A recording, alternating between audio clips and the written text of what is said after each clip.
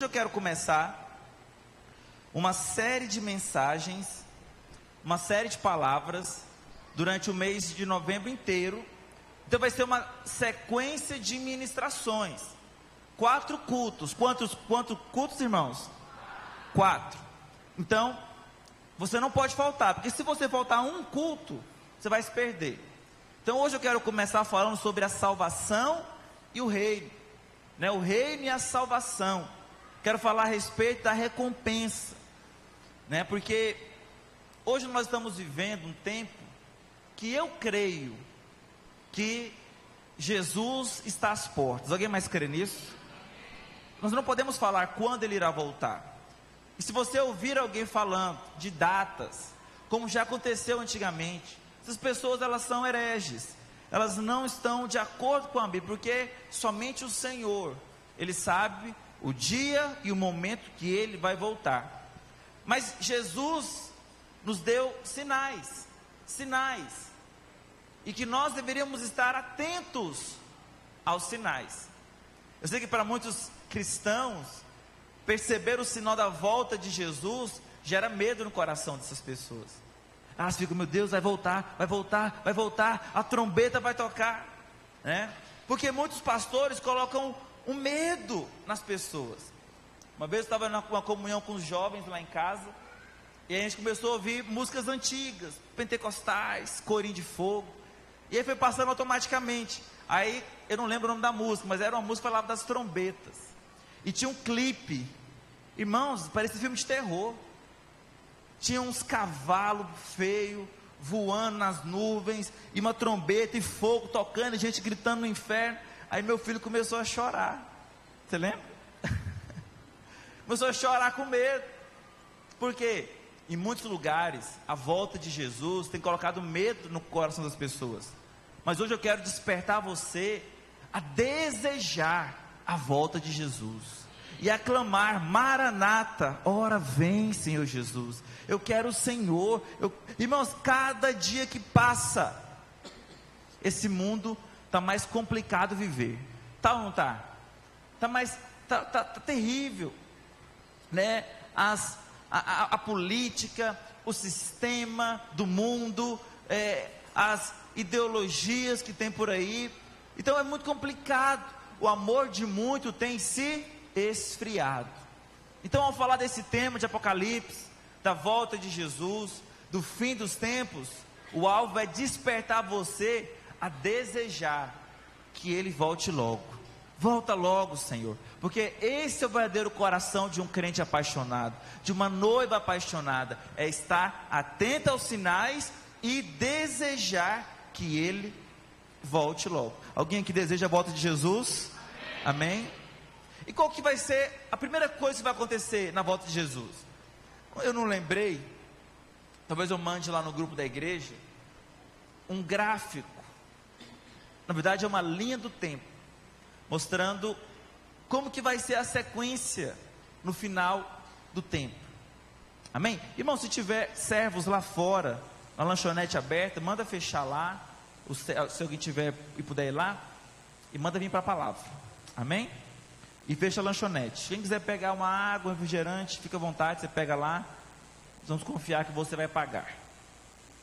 Então, presta atenção. Como que você entra no reino de Deus? Você entra no reino de Deus quando você nasce de novo. Quem é que já nasceu de novo? Diga amém. O que é nascer de novo? É você crer.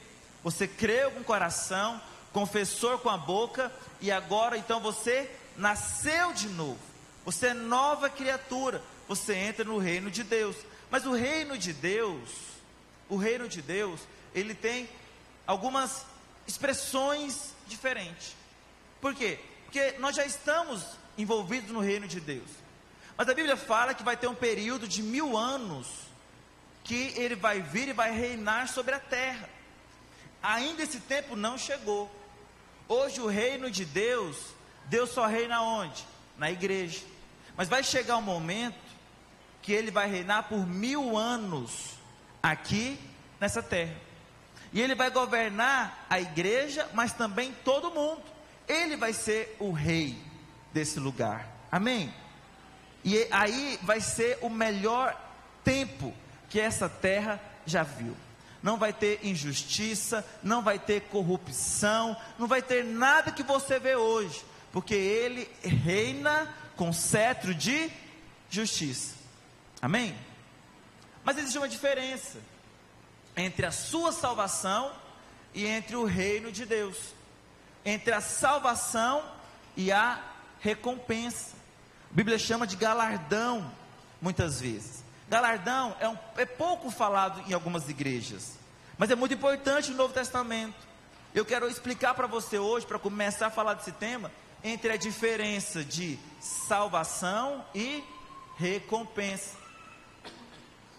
Então, primeiro é a salvação, está lá em Efésios 2:8, é um texto que nós deveríamos decorar, nós deveríamos aprender de cor esse texto, Efésios 2:8 até o 10, fala assim: porque pela graça sois salvos, mediante e isso não vem de vós, é dom não de obras, para que ninguém se glorie, pois somos feitura dele, criados em Cristo Jesus, para as boas obras.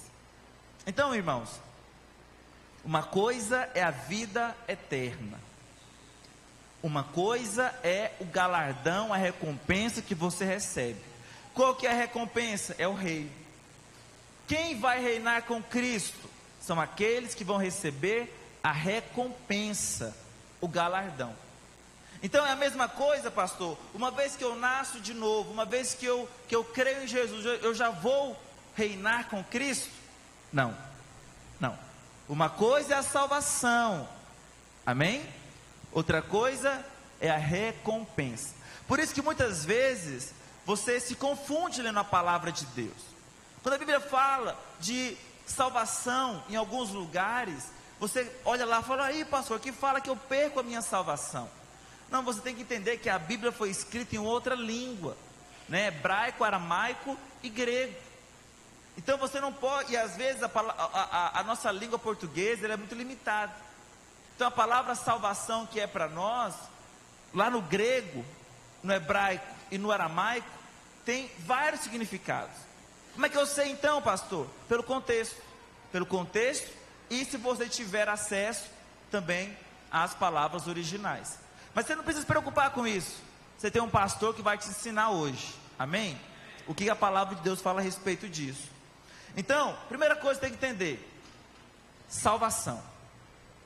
Como que você é salvo? Você é salvo pela graça, mediante eu vou perguntar de novo, você é salvo mediante e isso não vem de vós, é dom. O que é dom? Presente de Deus. Por quê? Para que ninguém se glorie. Então ninguém vai poder chegar lá na Nova Jerusalém, no céu, falando: olha, eu fui uma pessoa boa, olha, eu fui uma pessoa moralista, olha, eu fui uma pessoa que comportou bem, por isso eu sou salvo, eu mereci a salvação. Não, porque a salvação ela é de graça. Graça é você receber algo que você não merece. Então a salvação ela é um presente de Deus.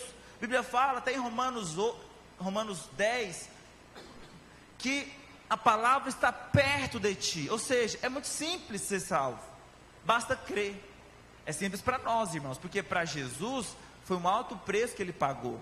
Mas para nós é crer com o coração e confessar com a boca. Uma vez que você creu e uma vez que você confessou, você é salvo. E nós cremos o quê? Que uma vez salvo, salvo para sempre, salvo eternamente. Pode falar comigo? Uma vez salvo, salvo eternamente. Mas você concorda comigo que uma vez que você é salvo, você é filho? Mas você concorda que existem filhos e filhos? Tem filho que é obediente, mas tem filho que é desobediente. Você que é pai sabe disso. Tem filho que comporta bem, tem filho que comporta mal. Então, no meio da igreja, tem filhos que vão receber galardão, recompensa, e tem filhos que não vão receber recompensa. Qual time você quer estar? Eu quero estar nos que vão receber a recompensa, amém? E eu creio que aqui tem uma igreja de vencedores, de filhos amados de Deus. Então, querido, se você crê em Jesus como Salvador, você é salvo. É muito terrível você viver uma vida angustiada, achando o tempo todo que a sua salvação ela está em xeque. Vou perder minha salvação. Será que eu estou salvo agora? Será que eu não estou salvo agora? Será se eu vou para o inferno se eu morrer agora?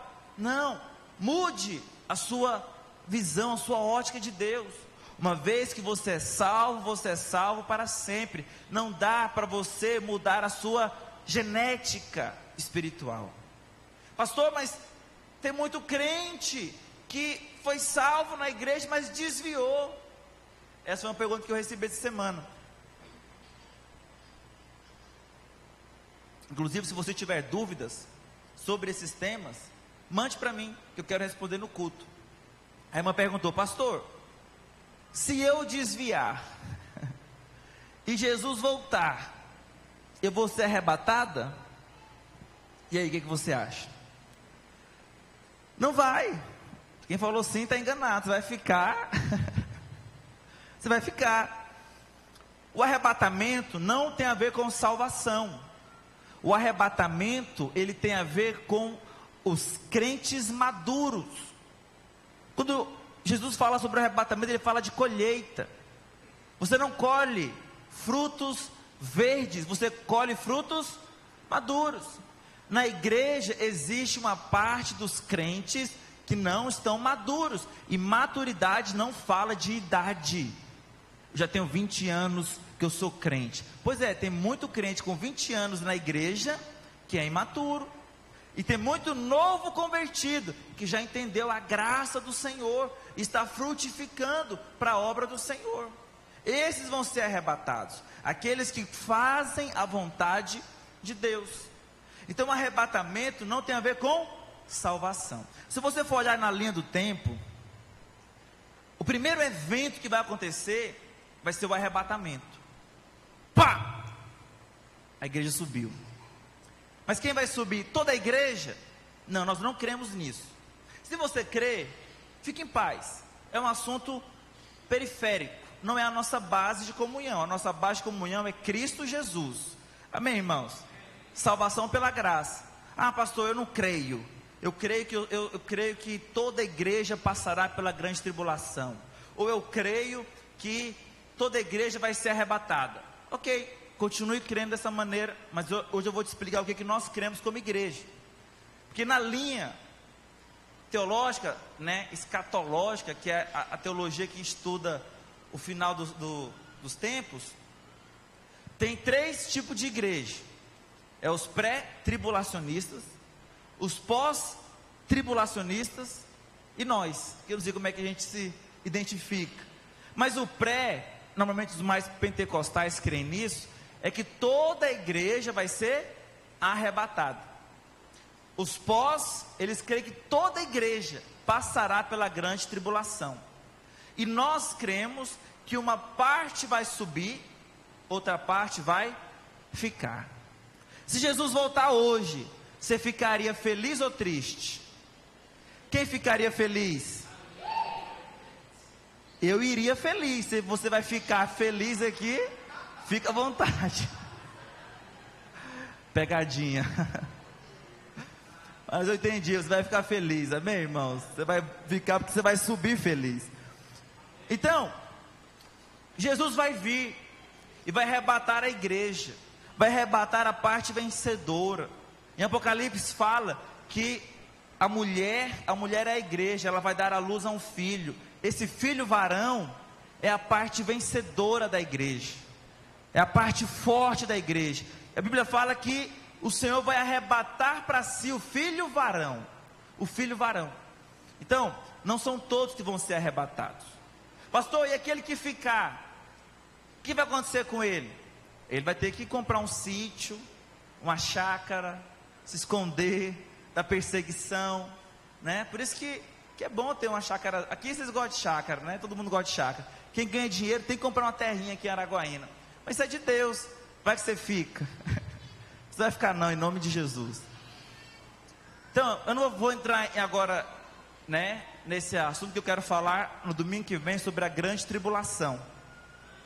Só para você entender, serão 7 anos, está lá em Daniel, sobre as semanas de Daniel. Serão 7 anos onde o anticristo vai governar sobre a terra.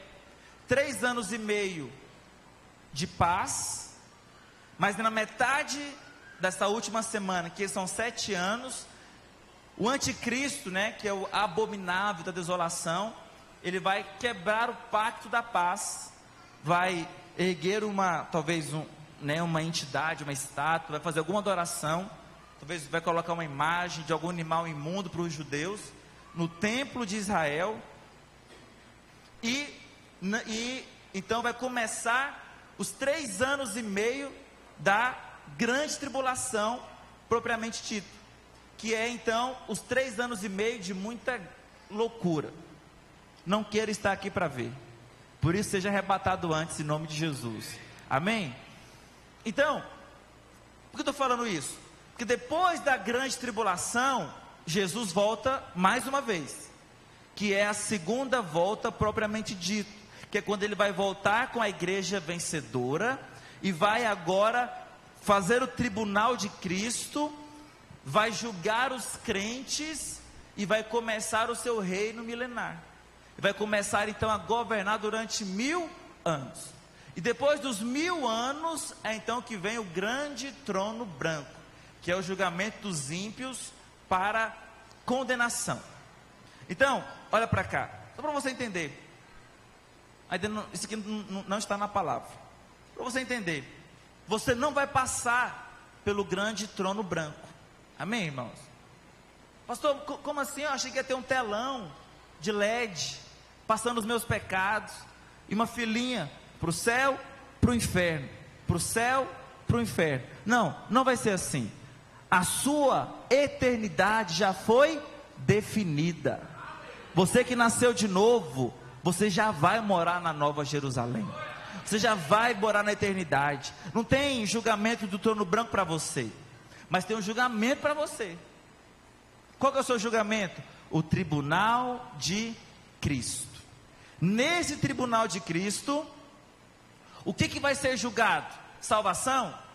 Esse é salvo, esse não é. Esse desviou, esse não. Foi fiel até o fim. Não. No tribunal de Cristo não será julgado quem é salvo ou quem não é. Só participará do tribunal de Cristo aqueles que são salvos. Eu quero lembrar os irmãos que vir no culto não quer dizer que você é salvo. Salvação é algo individual. Quem crer em Jesus e crer com fé no Senhor e confessou com a boca, esse é o salvo. Amém, irmãos? Então, talvez você tenha até surpresas lá. Cadê o fulano de tal? Era tão bonitinho. Mas saiba de algo, queridos, só tem 2 pessoas que podem falar se você é salvo ou não. Quem? Um é o Senhor e a outra é você mesmo. Então eu sei que eu sou salvo, amém? Quem mais aqui é salvo? Diga amém. Por quê? Porque você tem, a Bíblia fala que o Espírito Santo testifica com o nosso espírito que nós somos filhos de Deus. Você sabe, há uma convicção, mesmo que você tropece, tropeça aqui, cai acolá. Tem essa musiquinha? Mesmo que você tropeça, mesmo que você às vezes apronte, você sabe, você fica até mal, você fica ruim, fala, nossa rapaz, eu não tinha que ter falado daquele jeito com a minha esposa, tinha que ter feito a oficina de casamento, misericórdia, e aí você fica mal. Isso é um sinal de que você nasceu de novo, que você é filho de Deus. Então, não fique com medo de perder a sua salvação, porque uma vez que você é filho eternamente. Quando seu filho apronta, você vai lá nele, tira a guarda dele, fala, a partir de hoje você não é mais meu filho. Não é assim que funciona. Os nossos filhos, nós continuamos amando. O que nós fazemos quando um filho apronta? Nós disciplinamos, corrigimos. Então, qual é o problema dos irmãos que não entendem isso? É porque eles acham que tudo está num pacote só: reino e salvação, salvação e recompensa. Mas não é. Então, para você entender melhor, Deus é como se fosse um homem muito rico e fosse dono de uma escola só para pessoas muito ricas. E aí, esse homem muito rico, dono dessa escola, falou para você: olha, gostei de você, e de maneira graciosa, eu vou pagar para você a matrícula, as mensalidades, eu vou te dar o uniforme, eu vou te dar o material, eu vou te dar tudo, para você entrar nessa escola. Aí você aceita, você entra na escola. O que é isso? É a sua salvação. A salvação é Deus dando tudo para quem não merece nada, para quem não tinha condição de se salvar, para quem não tinha condição de falar: eu consigo entrar nessa escola. Não, você não conseguiria se aquele homem rico não tivesse achado em você, né, essa graça. E Deus então nos dá a salvação colocando a gente nessa escola. Qual a questão agora? A questão agora é que você tem que passar na prova para receber o diploma. O diploma. Então presta atenção. Se ele reprovar na prova, ele vai ser expulso da escola? Não. Se ele for um mau aluno, ele vai ser expulso da escola? Na minha história, não. Amém? Que eu que inventei a história, então. Não vai. Porque foi definido. Ele assinou um contrato. O dono da escola assinou um contrato falando: você só tem que passar de ano, só tem que estudar e tirar boas notas. Então, presta atenção, para ficar didático, a salvação é você acessar essa escola. Uma vez que você entra, você não pode mais sair de lá. Mas o reino e a recompensa é o diploma. E para você receber o diploma, você tem que fazer a vontade de Deus e se tornar um vencedor. Por isso que a Bíblia fala em Efésios 2:8: pela graça sois salvos, mediante a fé, e isso não vem de vós, é dom de Deus, para que ninguém se glorie, pois somos feitura deles, criados em Cristo Jesus. Para quê, irmãos? Para as boas, para quê? Para as boas obras. Como que você então ganha o galardão? Tendo obras diante do Senhor. Você é salvo pelas obras? Você não é salvo por obras. Você não é salvo por fazer algo. Você é salvo pela fé, pela graça mediante a fé. Mas você é salvo para as boas obras. Ou seja, você foi salvo para um fim. Então tem irmãos que é salvo, ele é crente, ele é filho de Deus, mas ele não tem obras, não tem frutos. Frutos, pela árvore, pelo fruto conhecemos a árvore. Tem pessoas que estão na igreja, mas não têm frutos, não têm obras, né? Estão na igreja, mas não fazem nada para o Senhor. Essas pessoas são salvas? Sim ou não? São. Mas vão receber galardão de Deus? Não. Vão receber recompensa do Senhor? Não. Só vai receber recompensa aqueles que têm obras diante do Senhor. É o que o apóstolo Paulo falava: o prêmio da soberana vocação, da coroa incorruptível, corro para o alvo. Por isso que quando Paulo fala de esmurrar o próprio corpo, ele não está falando de salvação. Alguém aqui precisou esmurrar o próprio corpo para poder ser salvo? Claro que não. Alguém precisou se agonizar, pagar um alto preço, orar 3 dias seguidos para ser salvo? Se você falar isso, você está beirando a heresia. Então, queridos, você é salvo pela graça. Mas quando Paulo fala de esmurrar o próprio corpo, está falando de reino, de recompensa. Porque nós vamos ter encontro semana que vem. Aí vai vir os irmãos servirem. Você acha que muitos não têm que esmurrar o próprio corpo para servir? Tem mãe que vai deixar o filho com outra irmã, vai pagar para a irmã olhar para servir no encontro. Tem irmão que vai faltar o trabalho, vai perder um dia de trabalho para servir no encontro. O que é isso? Esmurrar o próprio corpo, para receber uma recompensa muito maior. Então não é porque nós pregamos a graça que deixamos de fazer para o Senhor. Mas lembre-se, obra não tem a ver com salvação, obra tem a ver com recompensa. Pastor, eu posso então ser salvo e querer só a eternidade? Só vou crer, não quero fazer nada para Deus não. Posso? Pode. O irmão um dia falou isso para mim, muito ousada. Ela falou: olha, eu já sou salva, eu creio em Jesus, eu vou para o céu, mas o reino, não quero o reino não. Essa pessoa é cega, essa pessoa não entendeu nada. Porque uma vez que você nasce de novo, meu irmão, você quer dar frutos para o Senhor. É natural, é natural. Não é uma questão de você forçar, agora eu preciso dar muitos frutos, eu preciso fazer a obra de Deus. Não, não é isso. É como uma árvore. Como que você faz com uma árvore? Você planta lá um pé de manga, uma mangueira, e aí você fica lá gemendo, gritando, para que a mangueira dê frutos. Não, você tem apenas que adubar, né?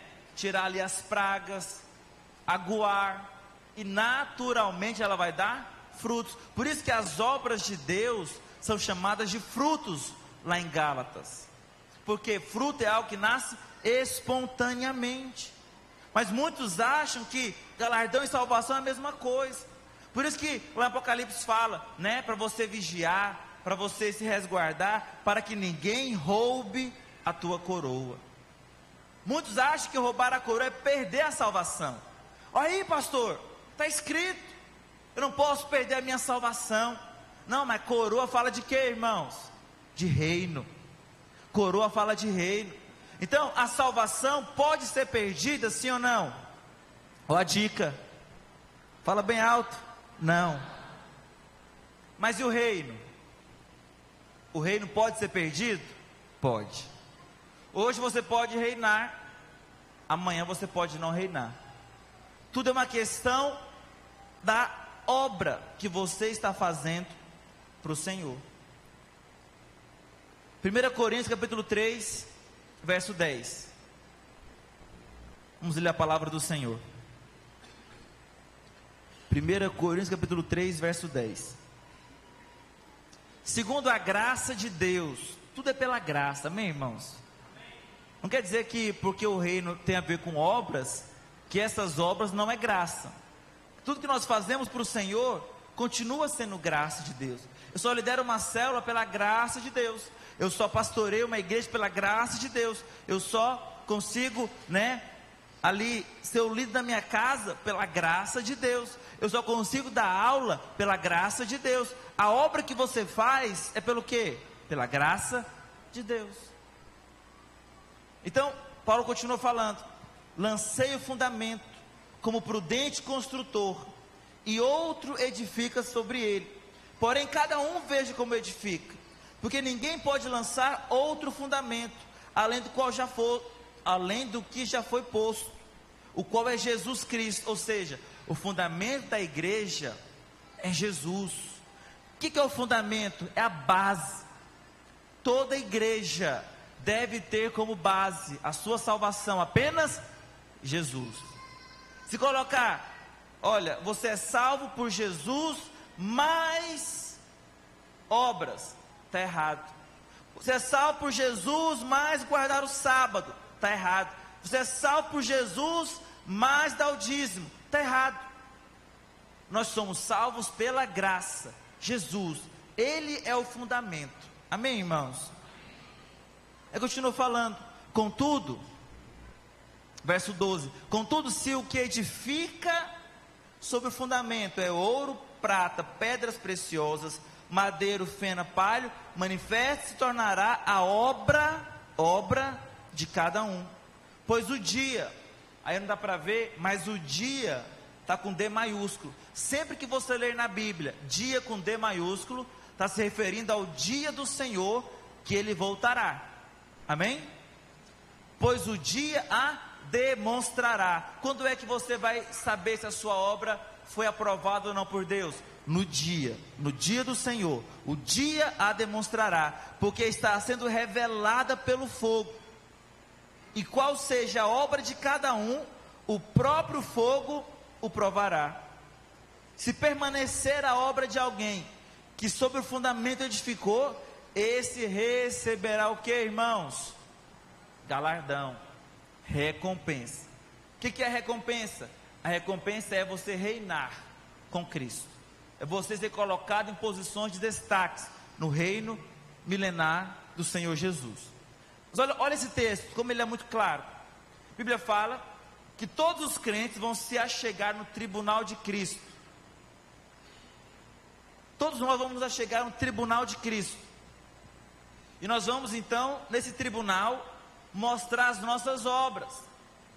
E a Bíblia ela usa alguns materiais aqui, para falar qual que é a obra que nós vamos mostrar para o Senhor. Ouro, prata, pedras preciosas é um grupo, madeira, palha e feno é outro grupo. E tem um grupo que não faz nada, que nem madeira, palha e feno, e nem ouro, prata e pedras preciosas.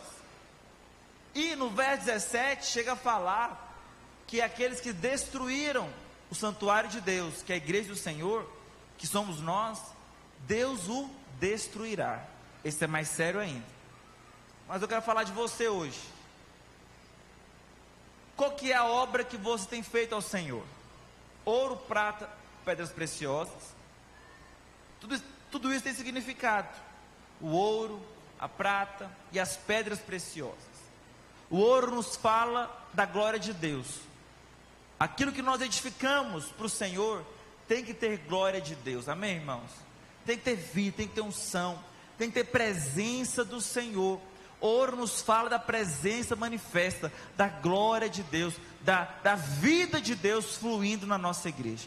Alguém aqui tem sentido nos nossos cultos a glória do Senhor, amém? Eu talvez seja suspeito, né? Mas toda vez que eu reúno com os irmãos, seja na célula, em comunhão, aqui no culto, eu sinto a vida de Deus fluindo através de nós. Isso é ouro, isso é glória de Deus. A prata nos fala de redenção. Eu não tenho tempo agora de explicar para você na Bíblia por que significa isso, mas a prata nos fala de redenção. Jesus foi vendido por 30 moedas de prata. Prata nos fala de redenção.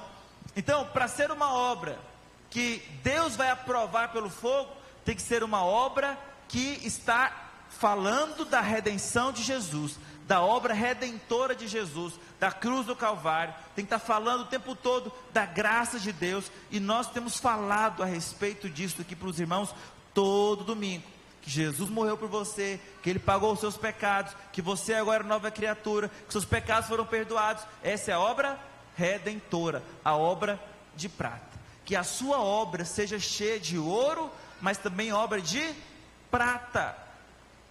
Quando você edifica algo que não é prata, você coloca o homem em evidência. Você tem que fazer aquilo outro, é você. E aí você sai daqui pesado, cheio de obrigação. Mas quando você fala o que Cristo fez por você, né? E como ele completa falando, está consumado, tetelestai, a obra foi consumada. Você entende que você começa a sua vida cristã onde Cristo finalizou. Ele finalizou no está consumado, e você começa a sua vida cristã fazendo a obra de Deus numa obra já finalizada. Isso te dá a segurança de fazer uma obra vitoriosa. Não é na sua força, irmãos, é na força do Senhor. Mas também fala de pedras preciosas. O que são as pedras preciosas? São os santos da igreja, é a igreja do Senhor, porque a igreja, ela tem o lado coletivo do corpo, mas também tem um lado individual, onde cada crente é uma pedra preciosa diante do Senhor. Então a sua obra tem que sempre edificar e abençoar a igreja do Senhor. Não é que você não deve fazer nada lá fora, nenhuma obra lá fora. Eu acho que tem que fazer também, tem que abençoar a sociedade. Mas lembra do culto passado, a sua luz é para brilhar no candelabro. Os irmãos lembram da semana passada? A sua luz é para ser colocada no velador, no candelabro. Primeiro você brilha aqui, primeiro você serve da família da fé, primeiro você abençoa a igreja, primeiro você ajuda o companheiro da fé, depois do lado de fora. Essa obra é chamada de pedras preciosas. E vamos ser honestos, essas obras você encontra em grande quantidade ou em pequena quantidade?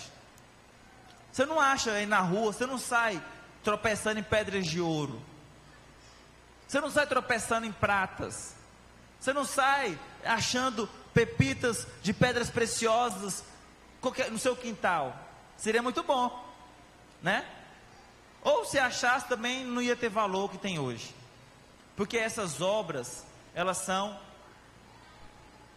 poucas. Mas eu quero te falar algo, meu querido. Mesmo sendo pequena, quando o fogo passar, ela vai se valorizar muito mais diante do Senhor, amém, irmãos? Mas o outro, madeira, palha e feno, você vê em grandes quantidades, mas não tem valor. E se o fogo passar, vai tudo queimar, não vai ficar nada. Então você prefere ter uma grama de ouro ou um caminhão de madeira diante do Senhor? Eu prefiro ter um caminhão de ouro, né? Eu prefiro ter uma grama de ouro, entende? Não quer dizer que quantidade seja qualidade, mas diante de Deus é preciso edificar da maneira correta. E irmãos, isso aí que eu estou falando vai ser individualmente. Todos nós vamos comparecer diante de Deus para mostrar as nossas obras perante o Senhor. E eu espero ser aprovado nesse grande dia. Alguém mais que ser aprovado aqui, diga amém. A Bíblia fala no final do verso 14: se permanecer a obra de alguém que sobre o fundamento edificou, esse receberá recompensa. O que é recompensa? Recompensa é o reino, é você reinar com Cristo durante 1000 anos. Amém, irmãos? A Bíblia fala que o fogo é o que vai provar. Nós lemos aqui no jejum sobre o livro de Cantares, sobre Apocalipse também, que os olhos do Senhor são como chamas de fogo. Está no Apocalipse, não dá para ler tudo hoje, mas você pode, depois você ouve no YouTube e confirma lá na sua Bíblia. Estou falando para você a palavra de Deus. Os olhos do Senhor Jesus são como chamas de fogo. Ou seja, faça a ligação. Os olhos de Jesus vê tudo que nós fazemos, vê tudo que nós estamos fazendo para o Senhor. E esses próprios olhos de fogo é o que vai provar as nossas obras. Pastor, eu tenho que ser pastor então para ter obra diante de Deus? Pastor, eu tenho que liderar a célula para ter obra diante de Deus? Não, irmãos, não sou eu que defino o que você vai fazer para Deus. Tem irmãos que nunca vão ser pastores, e glória a Deus, porque Deus tem um chamado para cada um. Mas qual que é o chamado de Deus para a sua vida? Qual que é a obra que Deus preparou para você? Eu sei que você sabe, há algo que queima no seu coração para fazer para o Senhor, e Deus vai pegar essa obra e Ele vai provar com o fogo, amém, irmãos? Então, quem edificou com madeira, palha e feno, ele vai ver que o fogo fará tudo desaparecer, e esse crente não vai participar do reino de Deus. Qual que vai ser a disciplina para ele? A disciplina para ele vai ser ficar fora do reino de Deus. Jesus até chega a falar, né, que ali haverá choro e ranger de dentes. Não é o inferno, não é o inferno. Às vezes traduz como inferno, mas a palavra ali é Geena. O que era o Geena? Era um lixão que ficava fora dos muros de Jerusalém. Tudo que não prestava era jogado lá, mas é fora do reino,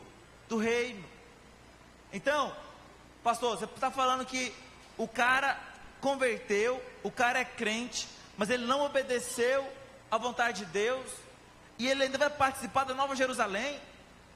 E eu que vivi a vida aqui correta, sempre a justiça própria pega a gente, né? E eu que fui santo. Cuidado com esse pensamento, nunca julgue alguém baseado em você, sempre faça para o Senhor, amém, irmãos?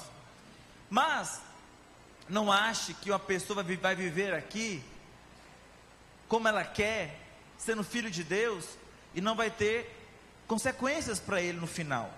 Vai ter, e a consequência é a disciplina do reino de Deus. A Bíblia chega a chamar, lá em Apocalipse, o dano da segunda morte. Não é que ela vai para o inferno, mas ela vai sofrer o dano. É quase que o sentimento de estar no lago de fogo, porque você vai ver o reino de Jesus e não vai poder ficar lá dentro. Você lembra das 10 virgens? Você acha que aquilo é salvação? Não é. A parábola das 10 virgens, depois você pode ler em casa, Mateus capítulo 25. A parábola das 10 virgens mostram que as 10 eram virgens. O que é virgem na palavra de Deus? É os crentes, fala de pureza, são os filhos de Deus. Só que 5 eram nécias. O que é nécia? É uma palavra bonita para louca. Crente que não cumpre a vontade de Deus é nécio, né? Está fora de si. E havia as 5 virgens prudentes. Por isso que você tem que entender que salvação e recompensa são diferentes. As 10 eram salvas, as 10 eram virgens, as 10 eram crentes, mas 5 tinham azeites na botija, tinha unção, tinha glória de Deus, ouro, prata e pedras preciosas. 5 tinham, 5 não tinham. 5 não tinham e acabaram fazendo o quê? Dormindo. E à meia-noite, o noivo voltou, porque ele não avisa quando ele vai voltar. E quem que ele arrebata para si? Ele puxa ali as 5 que vão reinar com o Senhor. Mas as outras 5 ficam fazendo o quê? Ficam de fora, querendo entrar. Mas o Senhor não permite que elas entrem, porque a chance de você fazer obras para o Senhor é agora em vida. Amém, irmãos? Interessante que Mateus 24 e 25 fala muito do fim dos tempos. E a Bíblia fala dessas 10 virgens e fala também de 2 pessoas que estão vivas. 10 e 2, né, a soma dá 12. 12 é o número da igreja, o número total da igreja. 12 é o número da igreja. 10 aponta para 10 aponta para os crentes que já morreram, que é a maioria. Mas os 2 apontam para os que estão vivos. Por isso que Jesus fala, um vai ser arrebatado e o outro vai ficar, porque a minoria está viva. Então 10 mais 2, 12 é o número da igreja, que fala que os crentes que já estão mortos vão ser julgados pelas suas obras. Aqueles que têm azeite, que são prudentes, vão reinar com Cristo. Aqueles que não são, vão ficar na disciplina. Mas tem os 2 que estão vivos, porque vai ter uma parte da igreja viva quando ele voltar. Essa parte vai subir um, vai ficar outro. Não quer dizer que é proporção correta. 50% sobe, 50% fica. Não, nós não sabemos. Eu creio que a maioria vai subir, amém, irmãos? Que a maioria ama o Senhor, ama a glória de Deus. Mas vão subir. Então, se você estiver vivo, quando Jesus voltar, então você pode ser arrebatado. Amém? Eu quero estar vivo quando ele voltar. Aleluia. Mas se você morrer, você não vai passar pela grande tribulação. Só que se você morrer antes dele voltar, então o que vai ser julgado é a obra que você fez agora. Então você tem 2 opções para reinar com Cristo. Quantas? 2. A primeira é aqui em vida, você fazer a vontade de Deus, você crescer no Senhor, é você fazer a obra do Senhor aqui em vida. A outra é passando pela grande tribulação. 3 anos e meio de muita perseguição, muita loucura. Vou falar disso depois para os irmãos. Porque todo crente que passar pela grande tribulação, ele vai passar e vai ser aprovado por Deus para o reino milenar. Pastor, e aqueles que aceitarem a marca da besta? Você não vai aceitar a marca da besta. Crente que nasceu de novo, não, é impossível ele aceitar a marca da besta. Seja honesto, você está me ouvindo hoje, se Jesus voltar hoje, e você ficar, igual você falou que ia ficar feliz, né? Você vai ficar não, é só um exemplo. Irmãos, aí o anticristo fala para você, tem que colocar a marca, para comprar, para vender. Você vai poder comprar e vender na grande tribulação quem tem a marca da besta. Irmãos, você que é crente, você vai falar, pode arrancar minha cabeça, meu querido, pode me matar, eu sei que Jesus já está às portas, já está chegando, entende? Não vai ter esse filho de Deus que entendeu o Senhor, que viu que é salvo, que vai aceitar a marca da besta. Amém, irmãos? Por quê? Porque mesmo que você não tenha obedecido e tido obras, agora você entendeu, o pastor falou era verdade, então agora eu vou obedecer. Mas que você obedeça ao Senhor ainda em vida, que você faça a vontade de Deus ainda nessa vida, para que você seja arrebatado ao Senhor.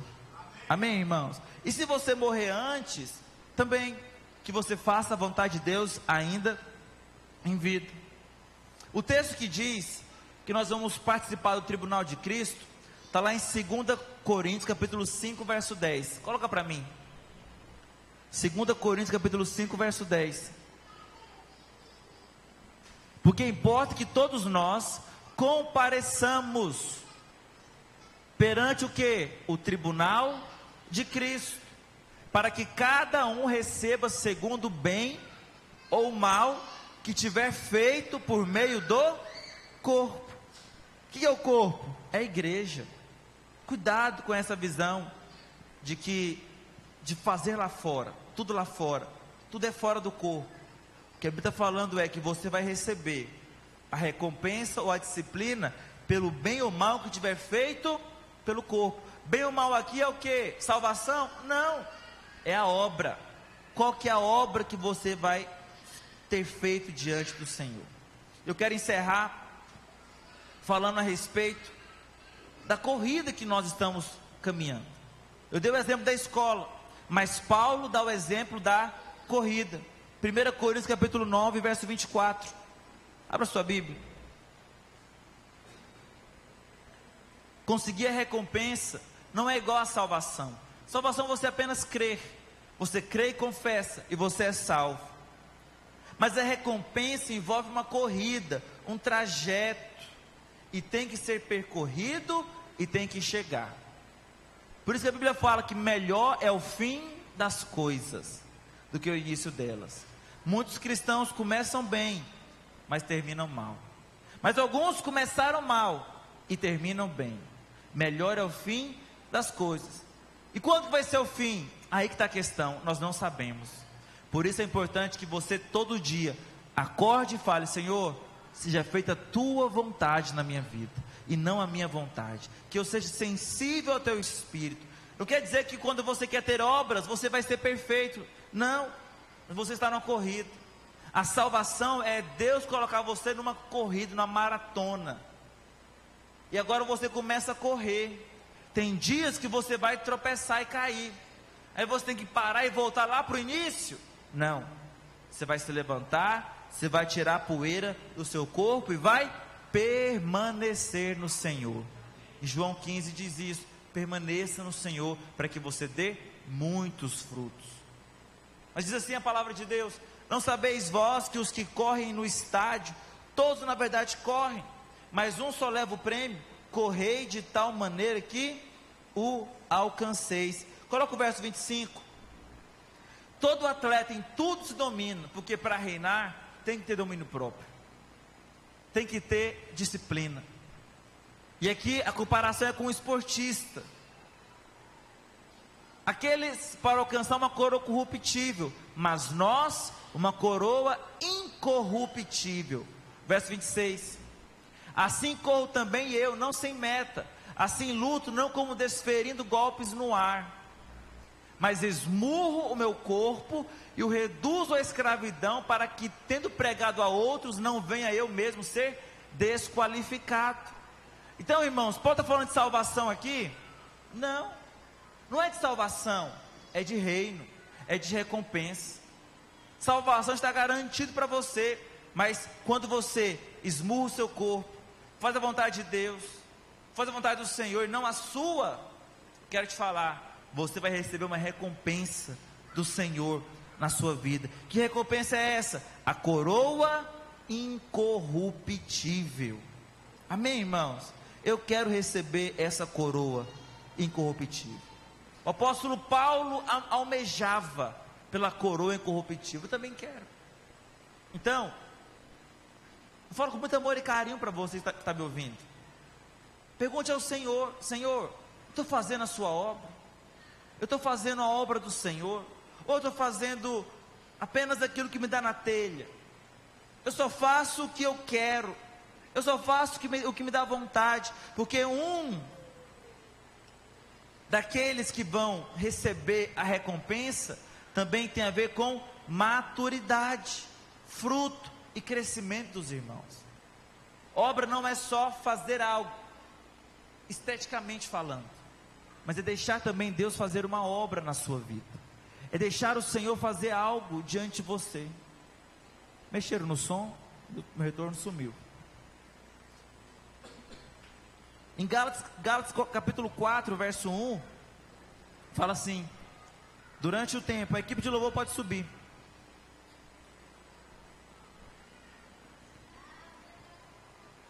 A Bíblia fala assim: digo, pois, que durante o tempo em que o herdeiro é menor, em nada difere do escravo, posto que ele é senhor de tudo.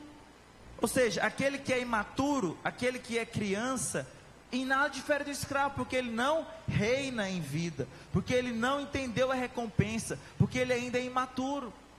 Primeira obra que você tem que fazer, não é você que faz, é deixar o Senhor fazer na sua vida. Então, meu querido, hoje eu falo para você com muito amor, com muito carinho. Peça ao Senhor: Senhor, eu estou fazendo a tua obra, eu estou deixando o Senhor fazer na minha vida. Tem muito irmão que é duro, e às vezes o Senhor está falando para você, está falando para você se envolver mais na igreja, liderar uma célula, né? Andar no discipulado, ganhar alguém para Jesus, pregar o evangelho, mas não. Você está aqui há tantos anos na igreja e nunca convidou uma pessoa para vir no culto, uma pessoa para ir na célula. Será que o Senhor está fazendo uma obra na sua vida? Não acha que para fazer a obra tem que ter seminário pastoral, tem que subir no púlpito? Não, irmão, você como empresário pode ter muitas obras diante de Deus, você como professor pode ter muitas obras diante do Senhor, você como médico, advogado, qualquer profissão, você pode ter muitas obras diante do Senhor, porque a obra principal do crente qual que é? É ganhar uma outra pessoa para Jesus. São as pedras preciosas. A gente sempre briga, né? As pedrinhas da coroa. Quantas pedrinhas tem na sua coroa? Semana que vem tem uma grande oportunidade para você fazer a obra de Deus. Qual, pastor? Traga alguém para o encontro. Essa pessoa converte, essa pessoa nasce de novo. Quero te falar, tem um galardão esperando por você, porque você foi instrumento de Deus nessa obra do Senhor. Eu quero receber recompensa de Deus. Alguém mais quer receber recompensa do Senhor aqui? Fica de pé onde você está. Ser vencedor é uma questão de maturidade.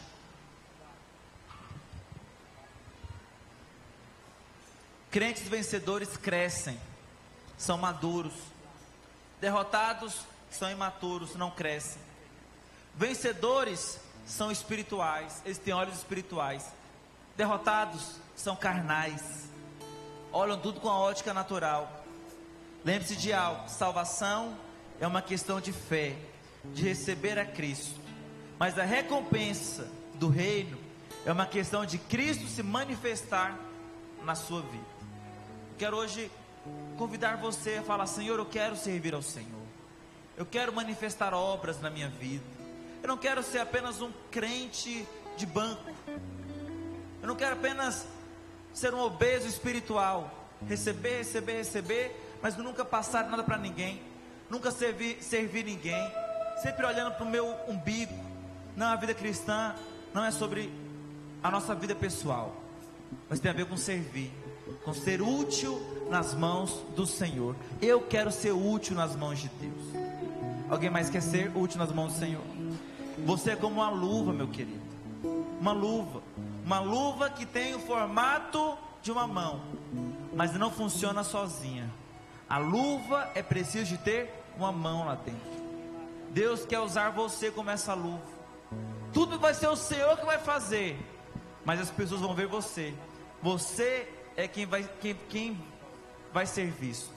A obra, quem vai fazer é o próprio Deus. Mas quando você chegar lá no tribunal, Ele vai falar: servo bom e fiel, entra para o gozo do teu Senhor. Tudo foi Ele que fez, mas Ele vai elogiar você falando: servo bom e fiel. Eu quero ouvir esse elogio. Alguém mais quer ouvir esse elogio? Servo bom e fiel, servo bom e fiel. Ele não fala filho bom e fiel, porque todos nós somos filhos, mas alguns vão receber recompensa, porque serviram, foram úteis nas mãos do Senhor. Feche seus olhos.